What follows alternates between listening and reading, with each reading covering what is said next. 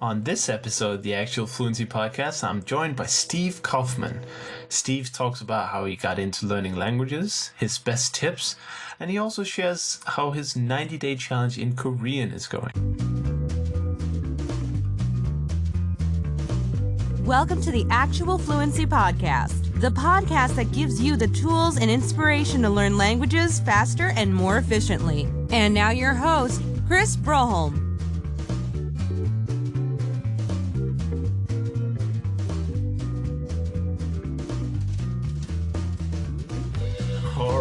Welcome to another episode of the Actual Fluency Podcast. This is episode number 5, and today I am super extra excited because today I'm bringing on one of the best language learners in the world, one of my favorite people ever. He's a big inspiration for myself, and he regularly updates on YouTube and his blog. And of course, I'm talking about none other than Mr. Steve Kaufmann. Steve was one of the first polyglots I got into when I got into language learning, and when I started to learn more about the sort of the society or culture that is these avid language learners. And I think I saw a program with Steve and I think it was 5 other men who spoke a lot of languages, and it was some kind of documentary about how it was to be a polyglot. So that will come up in just a second. I mean, me and Steve, we get into a lot of great stuff about learning languages. I get to kind of pick his brain a little bit on a few topics, and we talk about how to learn languages, and we talked about his story, how he started learning languages. I think that's very exciting. Of course, he started some years ago when there was no internet to learn from, and that kind of puts things into perspectives, doesn't it? Because if Steve is able to learn, let's say, Mandarin Chinese in 9 or 10 months, or it might have actually been Cantonese. It's probably Cantonese, yeah. If he's able to learn Cantonese in 9 or 10 months without the internet, without all these great resources, then what is your excuse? What is my excuse? We have amazing resources available. Use it well. And the other thing I want to mention is that Steve is, of course, currently doing a 90-day challenge, which is trying to obtain, well, he hasn't actually stated obtain fluency in Korean, but he wants to learn a certain number of words and write a certain number of words as well. And I personally think this is an amazing idea to do a challenge because it motivates you to work harder, and it also gives you accountability, which is one of my big themes for improving language learning. So what I've actually done is I've blatantly ripped off Steve's 90-day challenge format. Not that he has any copyright on it or anything, but I've started my own. And it's not necessarily a 90-day challenge because I don't have 90 days until I'm going to the Polyglot Berlin conference hosted by Judith Mayo, who was on the last podcast, and I want to thank you all for listening and downloading to that one, because that was a really good episode, I feel like, and I've received a lot of positive feedback on it. And if you haven't already listened to Judith, I suggest you go back after listening to this and listen to episode 4. And as always, you can find the show notes, the information about the stuff we talk about in this program. You can talk about that you can see the show notes on actualfluency.com/05. And just a final note, in the interview we talk about Steve's project Link, which is a language learning software kind of thing online, and we talk about what makes it better and stuff. But I just want to give a little shout out that there is currently a way to get a free month, and I'm not affiliated by this in any way. But if you use the code APR55, you actually get a free month worth of Link Premium. So that might be worth trying if you have considered trying that service before. And without further ado, I'm excited to be able to introduce the guest of today's episode. Just stay with me. All right. right, language learners and enthusiasts out there, I'm so excited to bring on today's guest, Steve Kaufmann. I'm sure you all know Steve as the founder of Link and a prolific blogger and language learner on YouTube, where he shares tips and tricks about learning languages. Today, he speaks more than 12 languages, and I'm catching him today just as he's about to enter the last week of his 90-day Korean challenge. Steve, welcome to the show. How are you doing today? Thank you. Glad to be here, Chris. Glad to have an opportunity to talk to you. Sweet. And that was it's been a brewing for a week or so. We had a little email going back and forth, but we're finally here. Right. Fantastic. I gave the listeners a little introduction to who you are, and I'm sure most of them already know you, but could you give a little moment to talk how you got started with all these languages in the first place? Well, it's sort of two things: how I got started with languages, and then how I got started in the sort of last 10 years of Link and making videos and so forth and so on. Right. So, I guess when I was in Montreal, although I was born in Sweden and moved to Montreal when I was 5, very quickly became English speaking. We didn't speak Swedish at home. My parents actually are originally from Czechoslovakia, and they said, we're in Canada now, we speak English. And Montreal in those days was sort of part English speaking, part French speaking, and the two didn't meet. Mm-hmm. And when I was 17 or so, I got very interested in French. I ended up going to France, where I took my university, most of my university training. I discovered that once I got interested in a language, I could actually learn it. Whereas trying to pass tests at school really didn't get me to a level where I could communicate effectively in the language. Right. When I was with the Canadian government, they sent me to Hong Kong to learn Chinese. Thereafter, I lived in Japan. And so I realized that I could learn languages. And so then I got interested in learning more of them. And so that was, but most of my life, I was a diplomat for 7 years. And then I've been in the wood business, first working for large Canadian corporations, and then having set up my own company in 1987. So that's in the wood business, I did a lot of business in Sweden. So I had to kind of learn up my Swedish again. We did business in France and Spain and Japan, of course. China less so, but I had Germany, we did business. So I had ample opportunity to use my languages. So I was constantly motivated to learn more. That's fantastic. And the university education, was that related to the diplomatic work you went on to do? Well, to the extent that I went to l'Institut d'études politiques, Sciences Po in Paris, and then when I wrote the Canadian Diplomatic Service exam, I think the fact that I was an Anglophone studying at Sciences Po gave me an advantage, because I don't know what it's like in Denmark, but you write this exam and sort of 50 people out of 2,000 are selected. Right. Yeah. In the foreign service, and they look at a variety of factors, and I think that might have helped. Right. And then you said you jumped to sort of 10 years ago, you got into the language learning business as you started up Link. Exactly. I mean, it was a long story. My company, we sell lumber. We've got a sawmill in Alberta, and we also developed software for the sawmill industry. And so we did require, programmers. And I was learning Cantonese at the time, and I became aware of a Chinese immigrant who had all his money stolen at the Vancouver airport when he arrived here. Wow.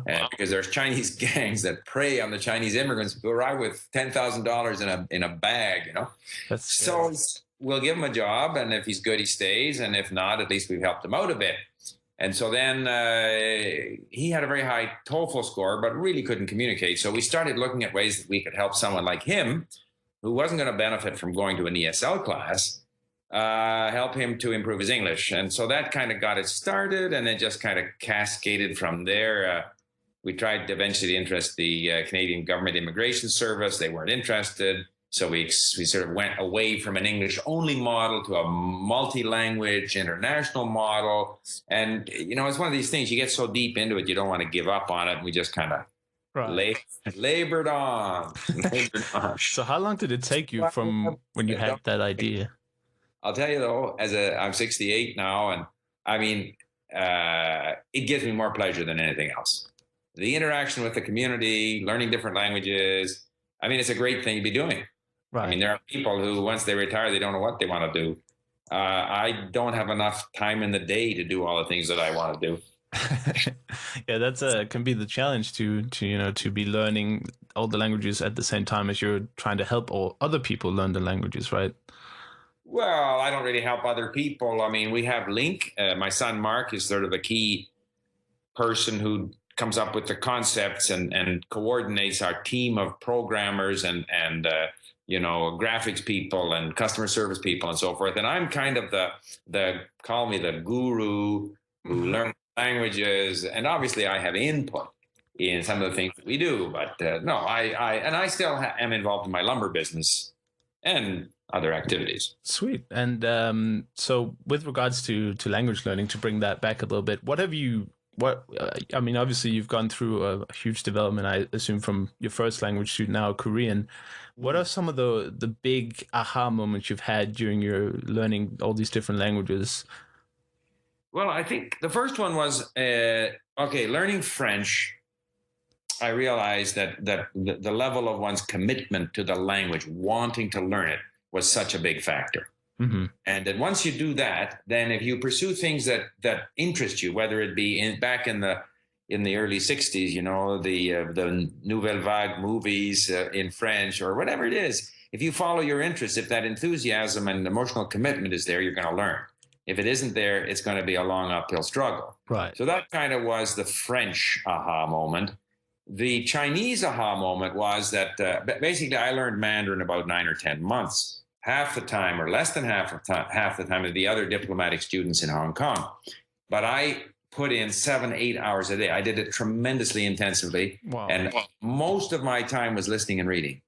And that I was basically oblivious to all the grammatical explanations, but focused rather on the patterns of the language and practice those patterns. Right. So I think the aha moment with Chinese was that intensity pays dividends because you're sort of creating this white heat of intensity. I kind of think of it as the neural connections kind of heating up because you're not giving it a chance to go back to English. Like you're just overfeeding it with Chinese in this case, the target language. So one of my conclusions I remember very well back in those days was that intensity, that the more intensely you study, that there's almost a geometric progression in terms of achievement. But how do you, sorry for interrupting, but how do you, if you're studying it 8 hours a day, isn't there some, I mean, obviously the more you put into a language, the more you learn, but isn't there a natural, just like a breaking point where, putting in more time means that you're losing things from the other end of the session or the day?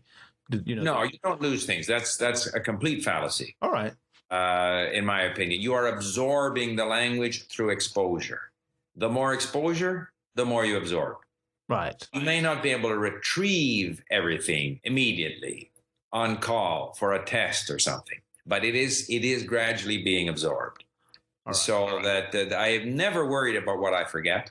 I never worry about what I get wrong. It doesn't matter. Because what really matters is the end result after what's going to be a long period of time.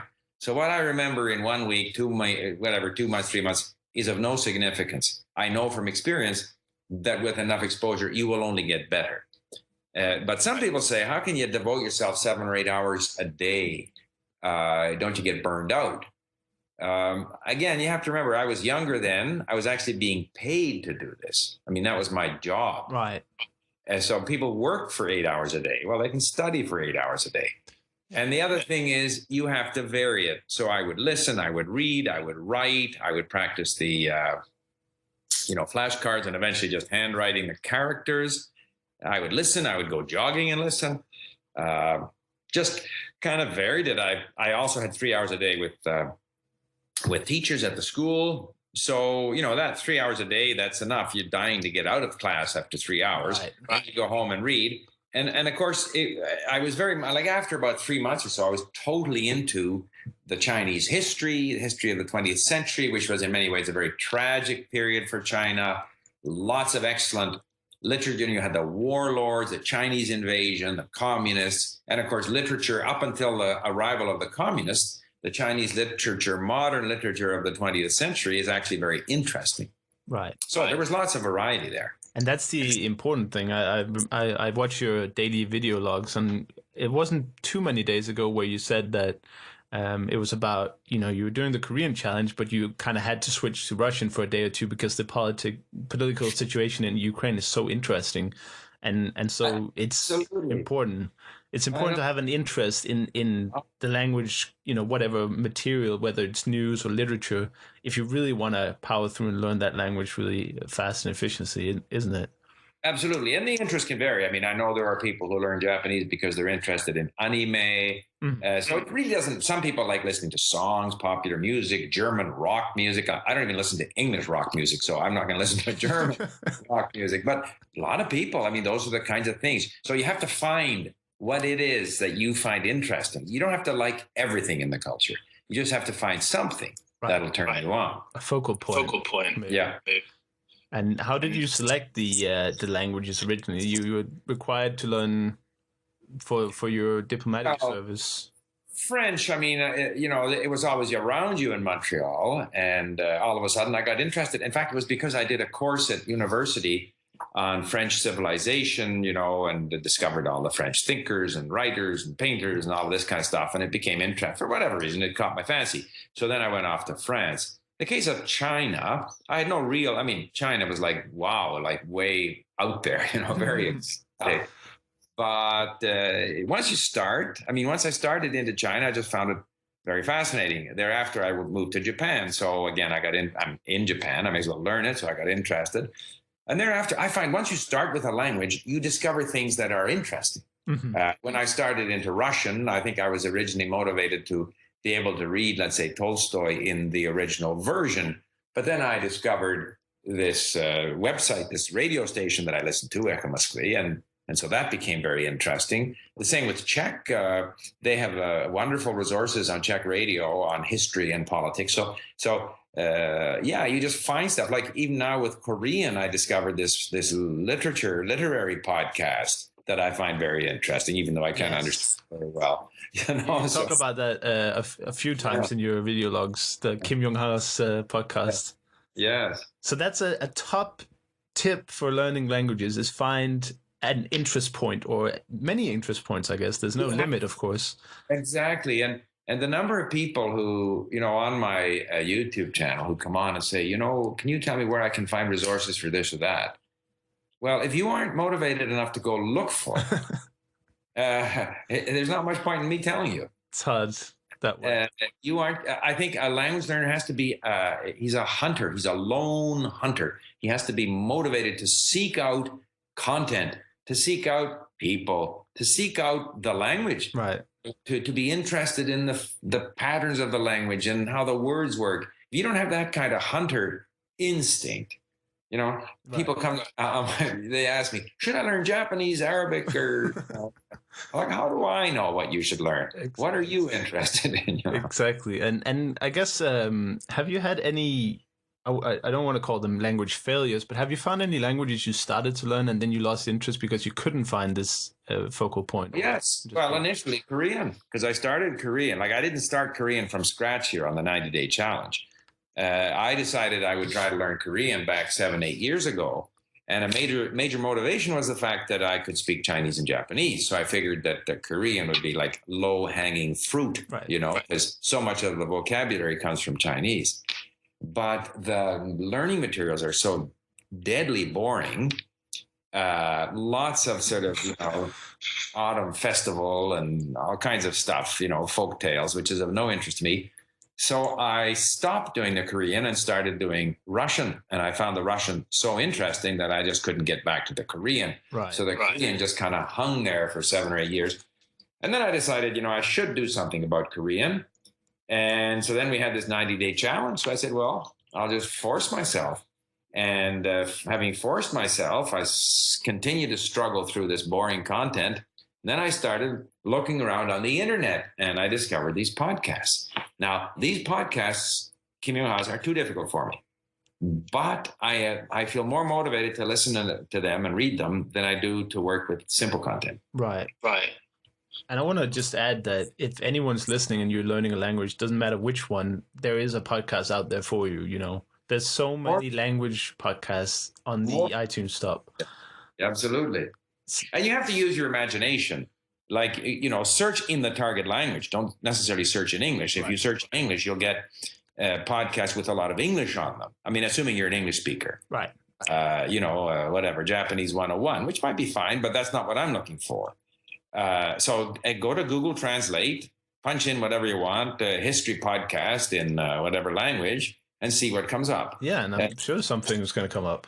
Yeah, or radio stations or whatever. Very often, like I found the radio stations for Czech, Romanian, and Russian were all very helpful. I looked for radio stations in Korean, but none had any transcripts.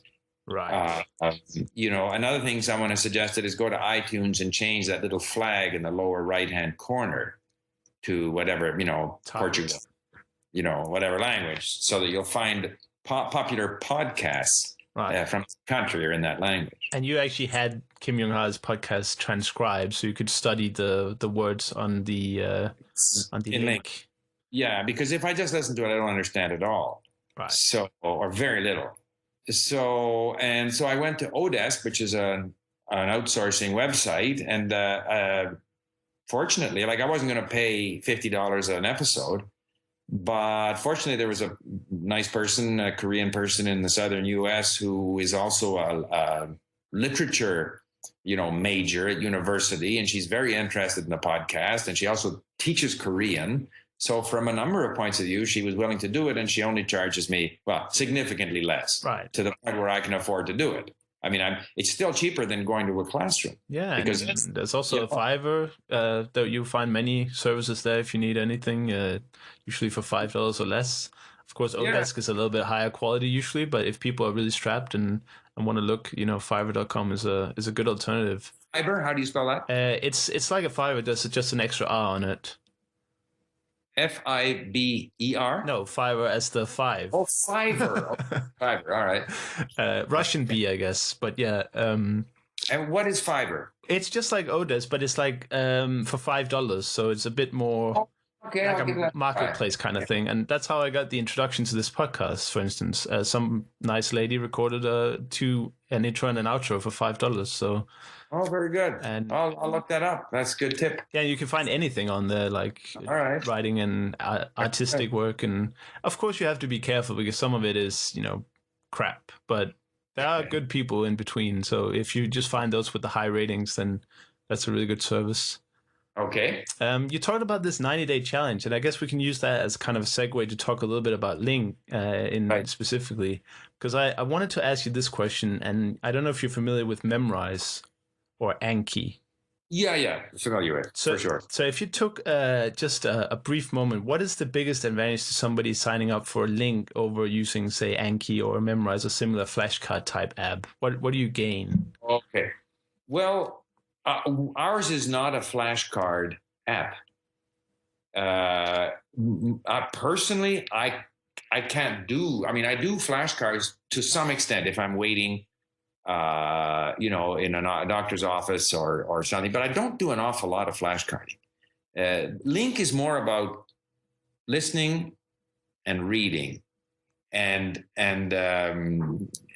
finding interesting content that you can listen to and read, and then a whole range of functionality that helps you learn words and phrases from this interesting content.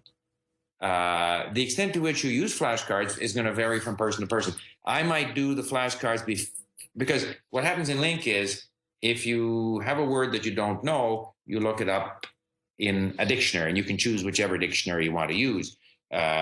We have some dictionary answers cached in the system that other members have chosen, so that speeds up the process. Right. But essentially, the system tells you how many words there are that you don't know, and they're highlighted in blue.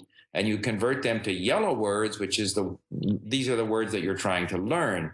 Now, those yellow words, you can review them if you want prior to doing the lesson, after doing the lesson. You can do them in flashcards, closed tests, dictation. There's a variety of tools to help you to review these words. Right. But at the rate that I accumulate new words, I would have to spend all my time on Anki. Like. In Russian, I got 80, 90,000 words. Granted, in our system, each different form of the word is counted as a new word because the system isn't set up to distinguish root words. Right. It's something we might do in the future, but we're not doing it now. But so that's an awful lot. And then you save phrases. So between saving phrases and saving the different forms of words, Of course, eventually you stop saving a new form of the word because you already know what it means. But, you got 20, 30,000 of these things. Right. You can't go through them in Memrise or Anki. But I tried, I just want to give a little personal approach here, because I tried Link. I'm not, I haven't used it extensively. So that's why I'm also asking. I'm sure a lot of members or listeners haven't tried it either. So I just want to, is it really for true if you don't know anything about language, or do you advise that people know a little bit first? Because I try to open it up in Russian. It's a resource. There are people who start from scratch. I have started, I don't think there's any language that I have exclusively studied at Link. I like to get myself a little teach yourself. I did that for Czech, for example. Right. For Romanian, I found a wonderful grammar resource on the internet that I printed out with lots of examples, which is the kind of grammar book that I like. Not too much explanation, lots of examples. So I think any language learner has to be, as I say, a hunter. And so come to Link, find out what it is in Link that you find useful and use it, and then look for other resources. Right. Whether it be, other websites, language exchange websites. I mean, we have language exchange at Link, but other people may prefer that aspect of their language activity on some other website. Some people like Assimil. Personally, I'm not that big a fan because I find it expensive. I just need one little book to get me going, like a Teach Yourself. I'm not so fond of the audio in Teach Yourself because there's too much English. In that sense, Assimil is better. Yeah. But you're going to have to spend some money. And I definitely would recommend that people get themselves a couple of books to help them get started. But having said that, there are people who have started from scratch, even languages like Japanese. Right. So, I think it's unrealistic to expect that. I mean, when I was studying at school in Hong Kong, Chinese, I was constantly in the bookstore looking for additional resources. Right. I think as a language learner, you have to be on the prowl for things that are going to help you. Great. And the Link, of course, is you're talking about pricing as well. I know that a lot of language learners can't really go out and spend, what is a Pimsleur course these days is several hundreds at least. And your Link is what the membership is starting at $10 a month? It's basically, it comes to $10. Right. So I think that, and there's so many resources submitted by the members. Right. Lots of content. I mean, almost too much content for one language learner, isn't there? I mean, one of the issues we have to deal with at some point is to better organize our library because we have so much content. But basically $10 a month and you can study all of the 21 languages there if you want. Right. And you can earn as well because on our system, the tutors are paid. So if you, for example, offer discussion in your language, which would be difficult for Danish, unfortunately for Danish, but get it started, Steve. Get it started. Danish is moving up in the world. If we get enough content in Danish, we start it. Anytime people come along with enough content, we'll start it. We do have Norwegian and Swedish. Yeah, I don't know why we discriminate against Danes, but I'm sorry about that. That's okay.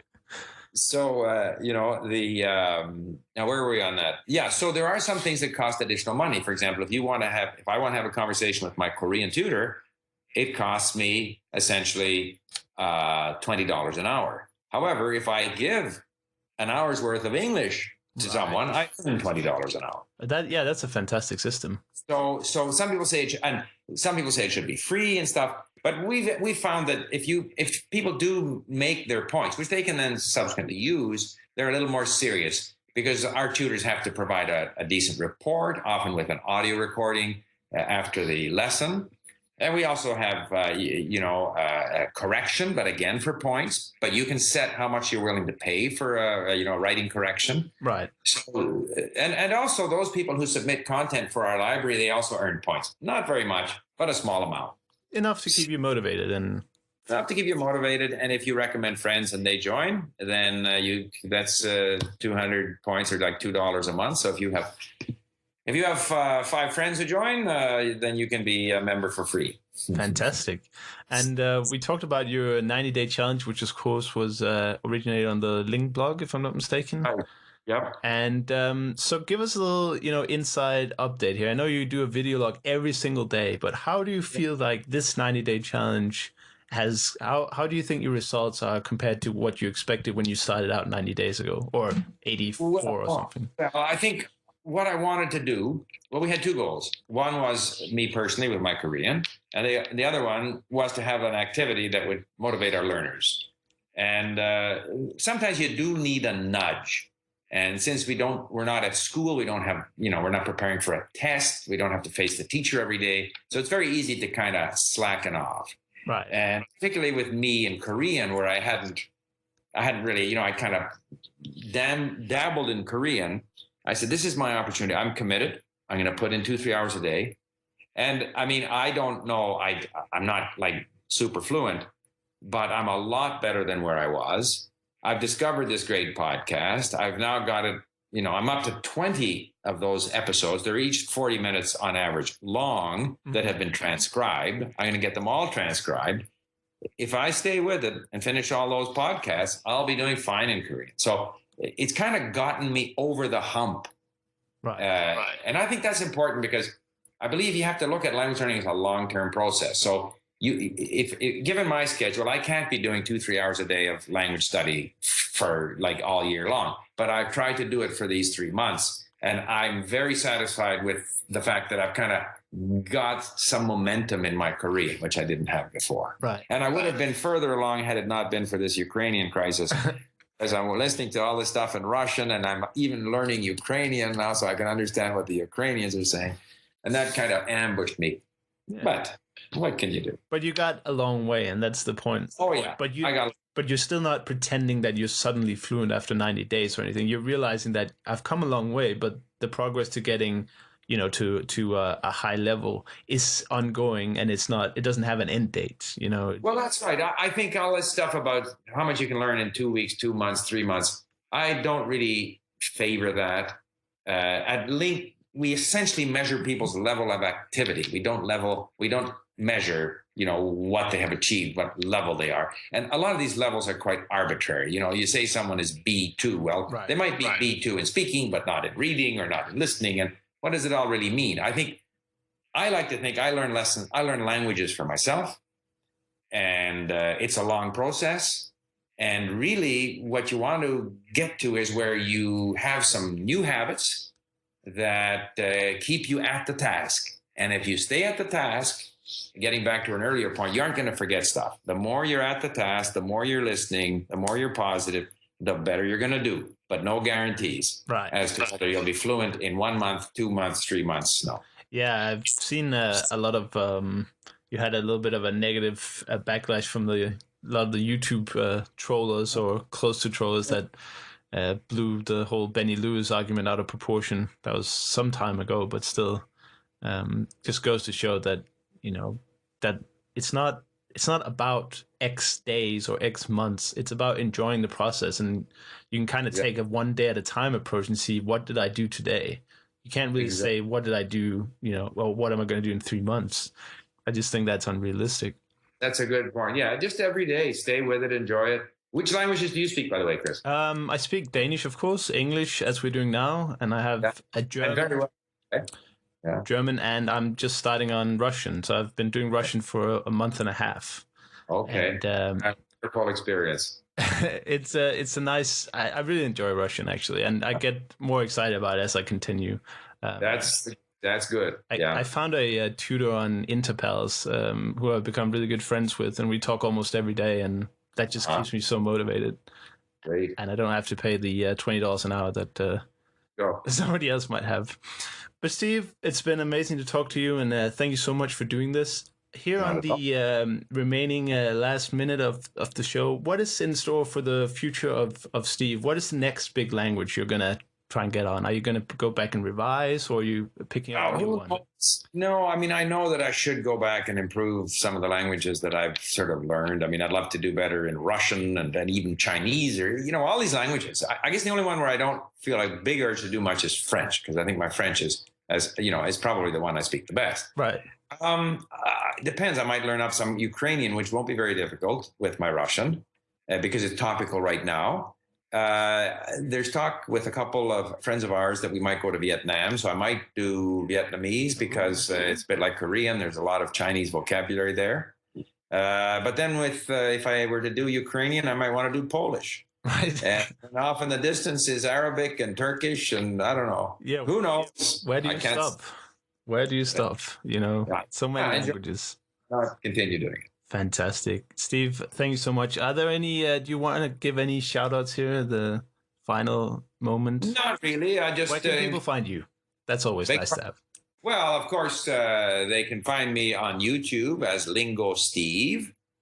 And they can come to lingq.com. And they can comment on our forum. They can send me an email at steve@link.com. And I'm always happy to talk to people and offer them my perspective on things. Great. And I just want to say you're also very responsive on YouTube. You responded to my comment almost immediately. So if people want your opinion on something, then that's definitely the way to go.